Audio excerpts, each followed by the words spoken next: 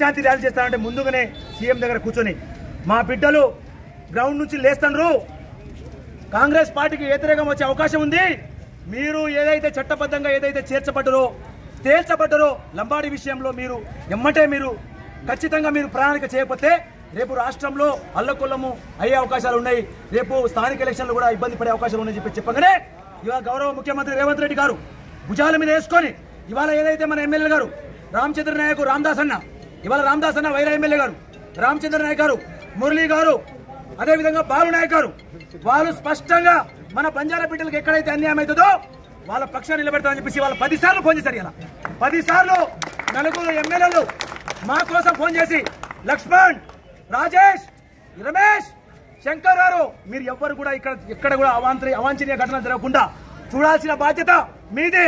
ఇవాళ మన పక్షాన గవర్నమెంట్ పనిచేస్తా ఉంది. మా ఆదివాసీ బిడ్డలు కూడా వాళ్ళు కూడా తెలిసి వచ్చింది, ఏదైతే 10% ఎవరి వాటా ఎంత ఉంటే ఆ వాటా తీసుకోవడానికి వాళ్ళు కూడా రెడీగా ఉన్నారు. ఏదైతే ఇవాళ సుప్రీంకోర్టులో పోయినటువంటి అది సుప్రీంకోర్టులో తేల్చేది కాదో అది రాజ్యాంగబద్ధంగా చేర్చబడ్డది కాబట్టి ఆ రాజ్యాంగబద్ధ అంశం విషయంలో ఎవ్వరు కూడా ఏం చేయలేరు. మన చట్ట ప్రకారము ఇందిరాగాంధీ మరి ఇవాళ ప్రధానమంత్రి ఉన్నటువంటి కాంగ్రెస్ హయాంలో చేర్చబడ్డారని చెప్పేసి క్లియర్ గా ఉంది.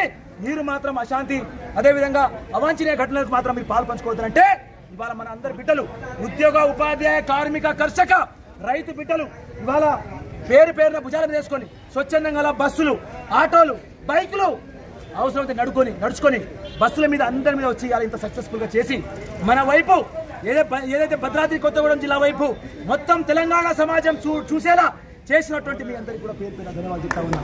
ఇవాళ మనస్ఫూర్తిగా జేఏసీ పక్షాన ధన్యవాదాలు చెప్తా ఉన్నా.